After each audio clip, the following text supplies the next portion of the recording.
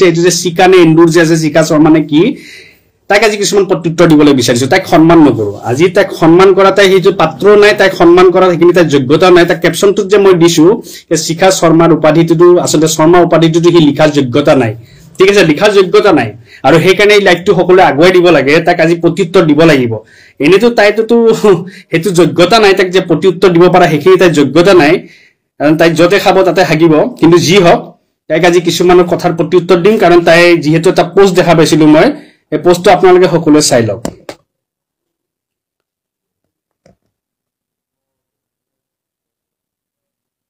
আপোনালোকে সকলোৱে দেখিছে তাই এইটো পোষ্ট দিছিল দেই আৰবিত প্ৰাৰ্থনা কৰা মানুহে মানুহ অসমীয়া নহয় অসমীয়া হ'বলৈ হলে আম্মা আব্বাৰ ঠাইত মা দেউতা শব্দ কক তাৰ পিছতে সাহিত্য সভাত অংশ ল'ব পাৰিব এটো হৈ গল তাইৰ মন্তব্য হা এটো হৈ গল তাইৰ মন্তব্য প্ৰথম কথাটো হৈছে সাহিত্য সভাত আমাৰ নাম আহে নাহে সাহিত্য সভাই ইয়া নকৰে তো যে আমি অসমীয়া হয় নে নহয় আমি হাৰে মুহে অসমীয়া আমি অসমীয়া আমাৰ কাৰো সাৰ্টিফিকেট নালাগে বুজি পাইছে ন তো এন্দুৰ নে কি তোৰ নাম আছে না তো এন্দুৰ তোক এন্দুৰ বুলিয়ে মাতো বাৰু জিত হল তাৰ পিছত তো কৈছ কি আৰবী প্ৰাৰ্থনা যে শব্দটো কৈছ তোৰ লাজ নালাগে হেকাৰণে যে তোক কৈছো যে মই তই শিখা শৰ্মাৰ জেগা তই শিখা শৰ্মাৰ জেগাত তই শৰ্মা উপাধি লিখা তোৰ যোগ্যতা নাই তোৰ নিজক আসলে বামুণ কোৱা তোৰ যোগ্যতা নাই বুজি পাইছনে তো বামুণ হোৱাৰ যোগ্যতা নাই তোৰ গাত কিয় কৈছো তই যে আৰবী প্ৰাৰ্থনা শব্দটো লিখিছ তই ইমান নীলাজ আছিলি তো মনত পৰিছে নে নাজানো তো মনত আছে তই নীলাজ তো হেগৰাকী নীলাজ নাৰী যিগৰাকী নীলাজ নাৰীয়ে তো নিজৰ স্বাৰ্থৰ কাৰণে তো আজান দিছিলি তেতিয়া তোৰ কি মনত পৰা নাছিলে আজানটো কি অসমীয়াত আছিল নেকি আজানটো তো অসমীয়াত নাছিলে আজানটো তো আৰবীতে আছিল হা তেতিয়া তো ধৰ্ম যোৱা নাছিলে শিখানে ফিখানে কি নাম তোৰ তেতিয়া তো ধৰ্ম যোৱা নাছিলে তেতিয়া তো ধৰ্ম একদম পুৰা আছিল কাৰণ তোৰ স্বাৰ্থ আছিল তো হেগৰাকী নাৰী তো নিজৰ স্বাৰ্থৰ কাৰণে তো সব কাম কৰিব পাৰিবি বুজি পাইছ তেতিয়া তো আৰবী শব্দৰে আৰবী প্ৰাৰ্থনা শব্দৰে তো আজান দি ফুৰিছিলি আমাৰ মুছলমান মানে ঠাইবিলাকত যাই কাৰণ তো কি লাগিছিলে জানা তো ভোট খেলিব লাগে না তো এমএলএ হ'বলে তো তোৰ যোগ্যতা নাই তোৰ যোগ্যতা এটা মেম্বাৰ হোৱাৰ যোগ্যতা নাই আৰু তোক মই মনত পেলাই দিও তো হেগৰাকী নাৰী আছিল নহয় যিগৰাকী নাৰীয়ে ৰোজা ৰাখি ফুৰিছিলি হয়নে তোৰ সাগে পাহৰিছ সাগে তই হেগৰাকী নাৰী আছিলি তোৰ হাজবেণ্ড নে কি তোৰ হাজবেণ্ডে এয়া কৰিছিলে কি কৈছিলে নামাজ পঢ়িছিল আমি দেখিছিলো নহয় আমি হে ভিডিও বিলাক দেখিছিলো নহয় নামাজ পঢ়া কিবা পঢ়া আৰু তো হেগৰাকী নাৰী আছিলি যিগৰাকী নাৰীয়ে নিজৰ স্বাৰ্থৰ কাৰণে নিজৰ কিছু একাংশ সনাতনী ভাইকৰ গালি পাৰিছিলি তো হেগৰাকী নাৰী আছিলি যিগৰাকীয়ে গেৰুৱা কাপোৰজোৰক লৈ কিনে তো অপমানজনক কথা কৈছিলি তো হেগৰাকী নাৰী আছিলি যিগৰাকী নাৰীয়ে নিজৰ স্বাৰ্থৰ কাৰণে তো আজি হেমন্ত বিশ্ব শৰ্মাক গালি পাৰিছিলি তো নিজৰ স্বাৰ্থৰ কাৰণে নিজৰ অসমীয়া ভাইসকলক গালি পাৰিছিলি তো হেগৰাকী নাৰী আছিলি বুজি পাইছ না তোৰ যোগ্যতা তোৰ কি আছে তই হেকিনা আৰবী ভাষাৰ লৈ কথা নকবি বুজি পালি না তো আৰবী ভাষাৰ লৈ কথা কোৱা তোৰ যোগ্যতা নাই কাৰণ তই হেগৰাকী নাৰী নিজৰ স্বাৰ্থৰ কাৰণে তই যিমান তল পৰি যাব পাৰ হা আজি তোক যেতিয়া ভোট নিদিলে মুছলমানে কিয় ভোট দিব তই এমপি হোৱা তোৰ যোগ্যতা আছে তোৰ গাত এমপি হোৱাৰ টেষ্ট আছে এমপি হোৱাৰ যোগ্যতা আছে না তোৰ গাত অলপ মান হা তই এটা মেম্বাৰ হোৱাৰ যোগ্যতা নাই তোক হেকাৰণে আমাৰ মুছলমান সমাজে তোক বুজাই দিছে তোৰ আসল যোনটো ইয়া বুলি কয় না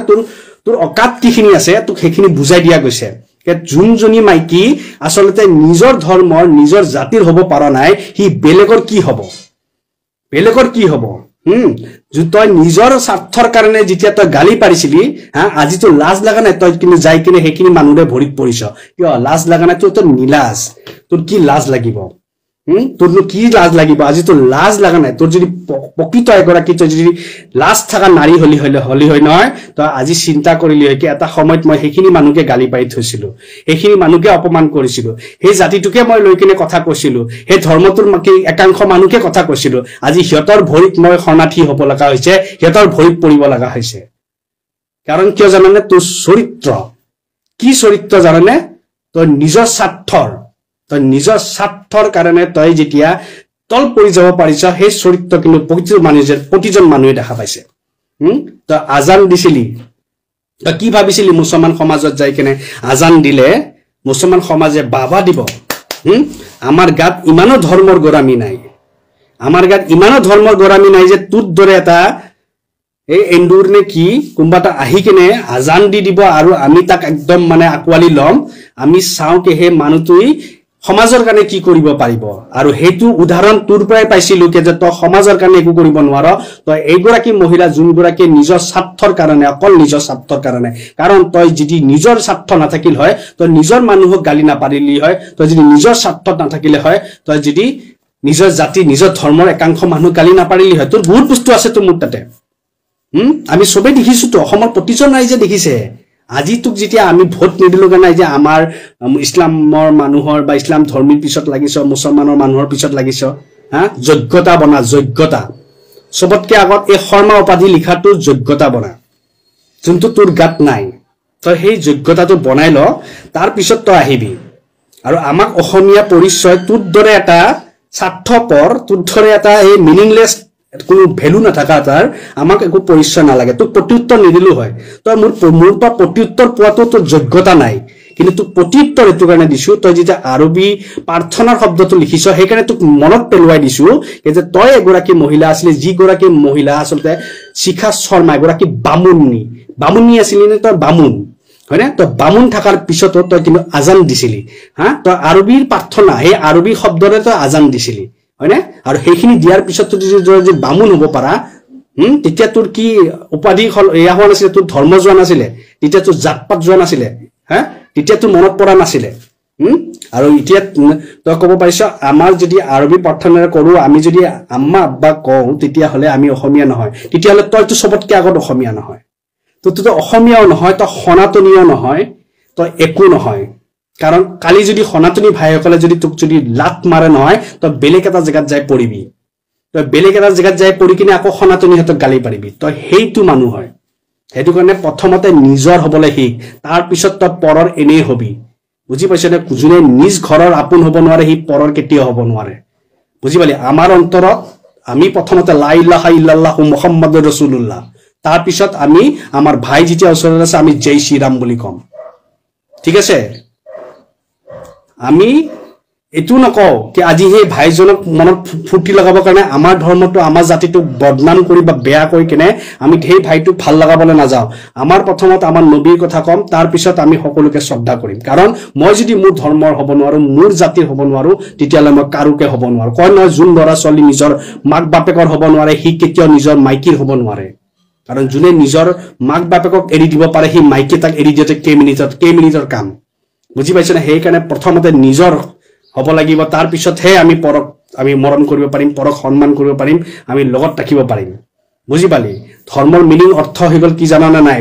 সকলোকে শ্ৰদ্ধা কৰা মৰম কৰা এটো তই বুজি নাপাবি কাৰণ তই স্বাৰ্থৰ মহিলা তোৰ গাত অকল স্বাৰ্থ আছে স্বাৰ্থ তই যদি স্বাৰ্থ কালি যদি মুছলমানে তোক যদি কয় তোমাৰ এখন সমষ্টিৰ মই বিধায়ক বনাই দিম তই 2 মিনিটত ৰং খলনি কৰি কিনে তই আকৌ গালি পৰা আৰম্ভ কৰিবি তই হেতু জাতৰ মানুহ তই হেতু বস্তু তই হেতু কাৰণে এইবিলাক কমেন্ট কৰাতকে এইবিলাক কথা কোৱাতকৈ তই 100 বাৰ চিন্তা কৰি লবি যে তই নিজে আসলতে কি আৰু যদি তই প্ৰকৃত এগৰাকী যদি তোৰ গাত যদি বামুনৰ তেজ আছে তোৰ যদি গাত খসা কৰি তোৰ যদি সনাতনী তেজ আছে তেতিয়ালে নিজক তই শৰ্মা উপাধি নিলিখিবি কাৰণ তই শৰ্মা উপাধি লিখা তোৰ গাত যোগ্যতা নাই তই শৰ্মাৰ উপাধিৰ হে মান মৰ্যাদা কিনি ৰাখা তোৰ গাত হেকিনি যোগ্যতা নাই কাৰণ তই এগৰাকী মহিলা আছিলি আজান দি ফুৰিছিলি তই এগৰাকী মহিলা আছিলি তেতিয়া মিয়াৰ ঘৰে ঘৰে ঘুৰিছিলি তেতিয়াতো মিয়া বুলি চিনি পোৱা নাছিলি তেতিয়াতো অসমীয়া আছিল এতিয়াহে মিয়া হয়নে নহয় তই সেই গৰাকী মহিলা মনত ৰাখিবি দ্বিতীয়বাৰ কথা কোৱাৰ আগত নিজক চিন্তা কৰি লবি যে তই কি হয় আসলত